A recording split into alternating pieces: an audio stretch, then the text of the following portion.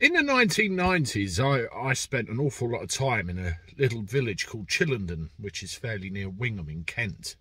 And purely for personal reasons, I will not go into, family related. And in 1996, Chillenden made the news for a very, very horrific reason. It was, of course, the scene of the deaths of Lynn and Megan Russell and the brutal attack carried out on Josie, who thankfully survived and has now grown up and flourished into a beautiful young woman. Somebody was arrested and subsequently charged and sent to prison for this heinous murder and attack.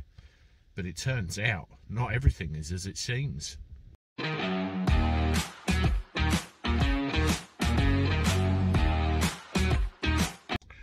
How do everyone? Welcome back to the channel for a Sunday. Hope you're doing all right. I'm not too bad myself. Just reading the news last night, and I came across this and I thought, my God, you know, this attack and murder of the Russells, and obviously the attack on Josie, happened 26 years ago, a long time.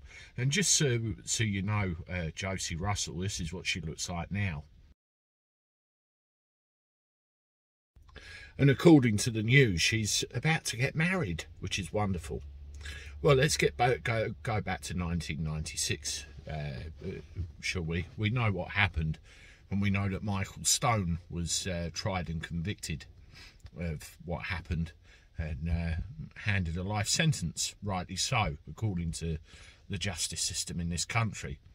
Well, I'm very much, you know, an eye for an eye when it comes to justice, and I believe that somebody capable of a heinous act such as this deserves a lot more than just a life sentence. However, when you go to court, the whole thing revolves around proven beyond a reasonable doubt.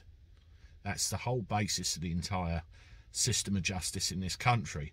You have to prove it beyond a reasonable doubt. It doesn't matter what it is.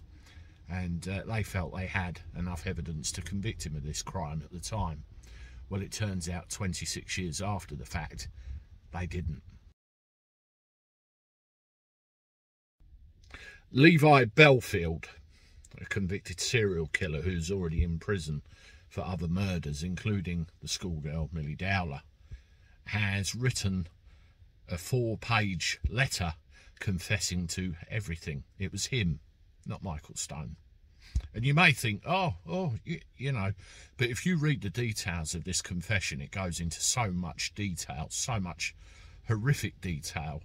You've got to go with it as the truth.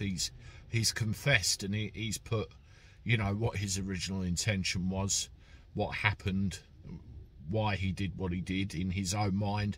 Sick scum. Basically, how anybody could behave against their fellow human being like that is beyond me. And where he went afterwards, and it is in so much detail. It's a confession. There's no two ways about it in my eyes.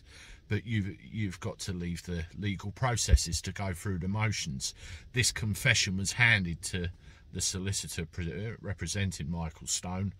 And, you know, we will see what happens next. But he confessed to everything. And, you know, it'd be interesting to see where we go from here. What question I have is what happens to Stone? Is he released? Are the charges dropped? Is there a retrial? What happens? It seems like a very complicated situation based on a confession from a man that maybe should have made it some 20 years ago. I'll keep an eye on this, and if there's anything else that comes out of the woodwork, I'll let you know. But mind-boggling, absolutely mind-boggling. Anyway, I'm off. I'll see you with another one. Toodaloo.